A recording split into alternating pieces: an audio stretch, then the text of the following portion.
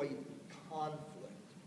Conflict for these newer managers were seen as negative, as against relationships, and gaps exist.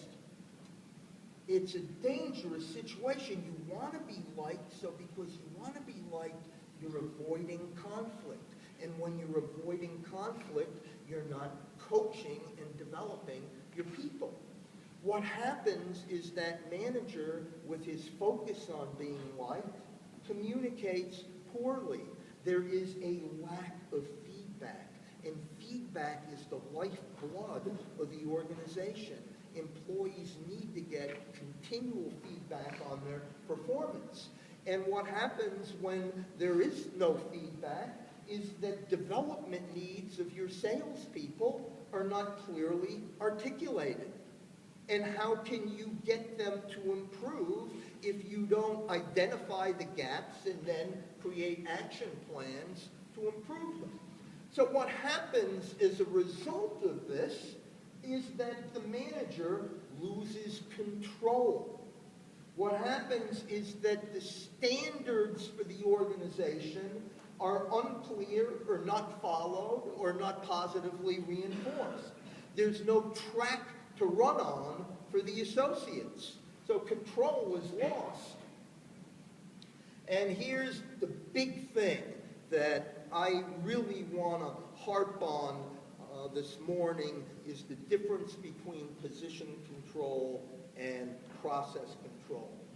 These managers exert position control, meaning do this because I'm a manager or because I have more stripes.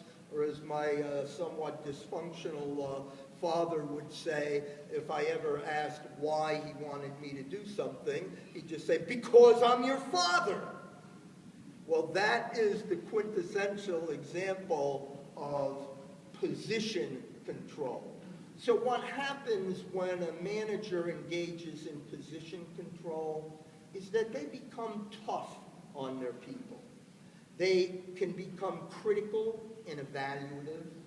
And what happens is they often fall into the trap of using negative reinforcement.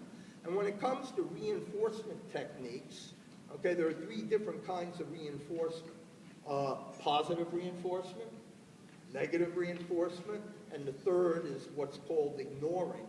And the paradox of ignoring is that if you ignore good behavior that you see for your salespeople, chances are that good behavior will begin to dissipate.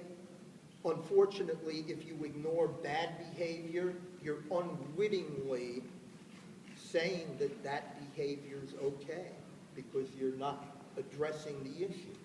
So when it comes to reinforcement techniques, it should be 80-20, 80% positive, 20% negative. What happens as a result of exercising position control is that things begin to get personal instead of objective. Adversarial situations occur. And then what we found was that these sales managers really weren't managing processes. They were basically being activity police, collecting a sheet every single week as to how many dials, how many connections, et cetera, and they just began, pushing numbers